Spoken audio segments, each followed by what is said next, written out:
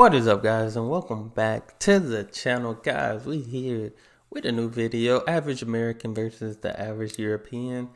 How do they compare? This is going to be very, very interesting. But I always watch videos kind of showing the differences and stuff.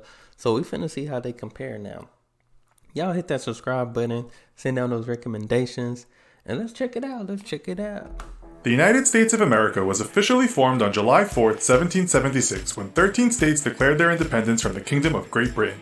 This was centuries after this region, which was part of what was then called the New World, was officially discovered by Italian explorer Christopher Columbus. In the centuries that followed, European settlers would arrive in droves, with many of the first expeditions arriving from Spain, but later from France, Germany, Holland, Scotland, and England, among other European nations claiming some slice of the American pie.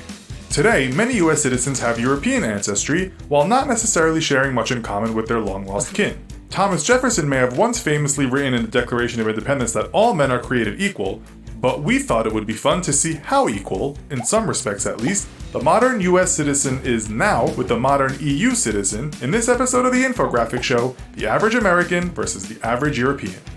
Don't forget to subscribe and click the bell button so that you can be part of our notification squad.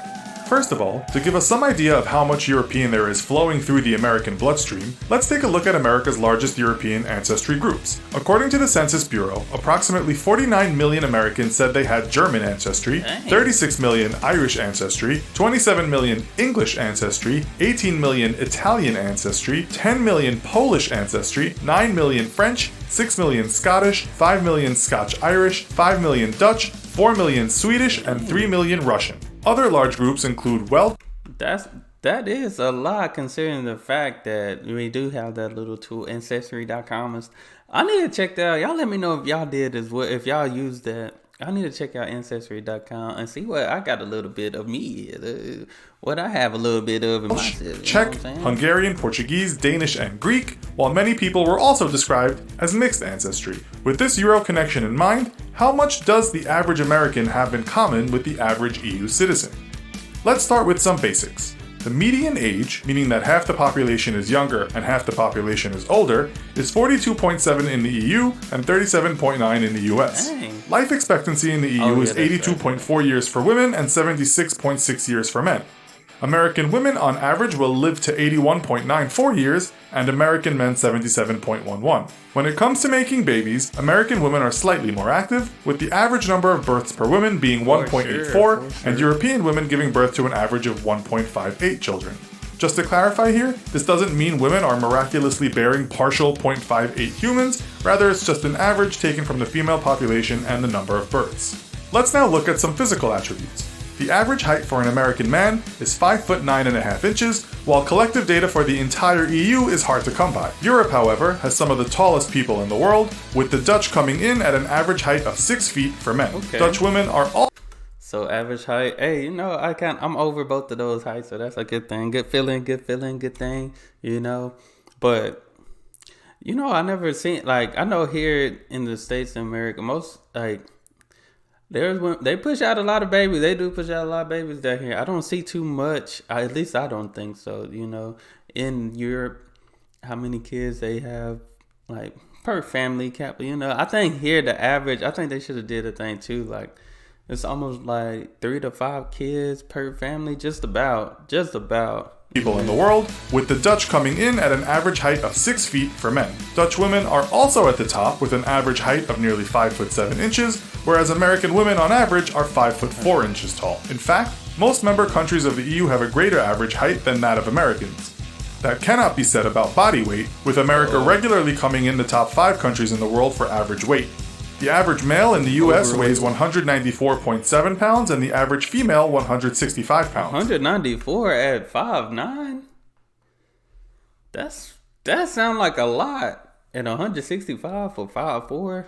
The UK has the heaviest people in Europe at 185 pounds for men and 152 pounds for women. This is about the same as the land of giants, Holland, even though the average UK nationals are much shorter. I know that's UK, but he didn't do the average height of the UK, so I can't really talk about that way. But I think for the average height and that weight, that's pretty heavy, because I weigh 200 pounds myself, 205, and I'm 6'2", and sometimes I feel fat. but I'm still like a little slim. You know what I'm saying? But I think that's pretty heavy for a person that's 5'9". Now that we've looked at mortality and the body, let's delve into money matters. Americans are generally thought to be a hardworking bunch of people, culturally ambitious, and with a penchant for wanting to come first. This might be reflected by the fact that the USA has the most billionaires in the entire world at 565, one of whom, Microsoft's co-founder Bill Gates, being the richest of them all with a fortune of around $87 billion. By comparison, the EU is home to 489 billionaires, with the richest being Spanish business magnate Amancio Ortega, who is worth around $85.8 billion. Wow. But what about the average Joe among us? According to polls, the median gross wage for workers in the US per household was $43,585 per year, which is the 6th highest in the world.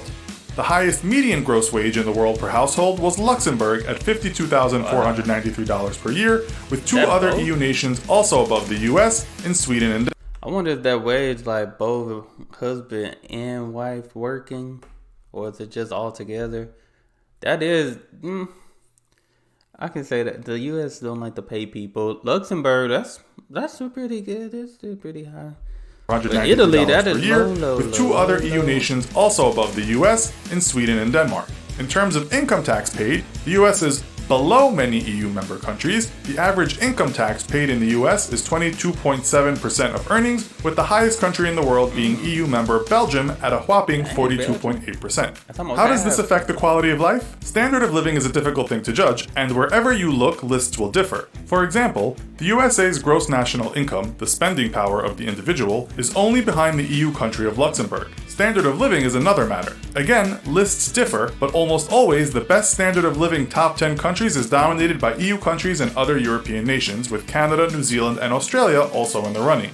EU countries also ranked highly on the World Happiness Report 2017, with 5 EU member states being in front of 14th placed America. Many of these countries also rank highly. Definitely, that scene, I think when I first started doing these videos, I started seeing that. There is a lot of countries in Europe just straight happy, you know, and I think I reacted to like they're like probably my main audience on EU member states being in front of 14th placed America. Many of these countries also rank highly regarding a very expensive cost of living, which may seem confusing given they are reportedly so happy. Some factors may help explain this. The highest healthcare costs in the world go to, you guessed it, the United States. Americans also work very hard for a highly developed country. It's stated that the USA is in 13th place in terms of working the most hours, and while some EU members are above the US, there are poorer EU members that rank low on standard of living and happiness indexes. Taking paid annual leave into account, the EU states by law that each worker should have at least 4 weeks of paid vacation, while there is no such law in the US and the decision is left to the employer. The average is around 10 days per year in the US, far lower than in the EU. The average paid vacation time in the US after 20 years service at one company is 20 days. Many EU countries also have more or the same public holidays as Americans enjoy. The US is also a fairly expensive place to receive a university education, with a report in 2015 stating that the average student debt in America was $29,000. Still, this was much lower than England. That is true, because I think I owe that much. The students will owe almost double that amount after graduation. EU countries such as France, Germany, Spain, Italy, Belgium, and the Czech Republic have very small tuition fees, while in Denmark, Sweden, and Finland, university is free. The US, however, has a lower household debt to GDP than many Euro nations, including big borrowers, Denmark, the Netherlands, Britain, and Sweden. A 2017 report puts the USA in 10th place for household debt to GDP. So, what do these countries get for their money? Well, Americans enjoy living in much bigger houses on average than any country in the EU, with the average house size being around 2,000 square feet, second only to Australia, according to a 2015 report. Denmark has the biggest houses in the EU at around an average of 1,500 square feet per house, while the UK is only around 800 square feet on average. Americans also have more motor vehicles per person, being the 3rd biggest vehicle owners in the world, according to a 2014 report. With 797 vehicles per 1,000 people, excluding two-wheelers, only Luxembourg comes close to the US, and most EU countries are far behind. Where else does the money go? Well, quite a lot on entertaining oneself. Whether drowning tears or living la vida loca, a lot of money earned is spent on alcohol. The Europeans are easily the world's most formidable drinkers, with Eastern Europe topping the charts of alcohol consumption per capita in the world, and almost all EU countries drinking more than the USA, except for Italy and Sweden. Eastern Europe is also the cheapest place to drink, with Slovakia and the Czech Republic selling beers at an average of $1.50 from bar to supermarket, compared to a US average of more than double that. Dang. Finally, let's talk about love. In many EU countries, marriage rates have fallen dramatically, but this has to some extent become a global phenomenon. The average age of men and women in the US getting married is 29 and 27 respectively, which is considerably lower than just about all countries in the EU, whose couples often wait until well after 30. In the US in 2015, I think that number is lower. I think people get married at a way younger age than 29 and 27. My opinion, I think so. I think that's kind of far-fetched. a report states that 6.8 per 1,000 people tied the knot, which was considerably higher than most European countries, with the EU average at 4.5 in 2015. The divorce rate that year in the EU was 2.0, almost half of the marriage rate. The US had a similar rate of marriage to divorce at 3.6. If not marrying, people haven't stopped sleeping with each other, but the Europeans, according to a survey by Durex, are doing it a lot more. The survey stated that the most sexually satisfied countries in the EU were Spain, Italy, Greece, the Netherlands, and Germany, with the USA data showing a low rate of satisfaction compared to most EU countries. As for first-timers, only the EU countries of Britain, Austria, Germany, and Czech Republic have a younger age in which people lose their virginity, with the USA being a fraction higher than those countries at age 18.4. On the topic of love, we come to the end of today's comparison. If you enjoyed it, be sure to check out our other video, 10 surprisingly high-paying jobs. Okay, those were some interesting comparisons. Some that I knew before, then some it was surprising, type of thing. Y'all let me know what you think.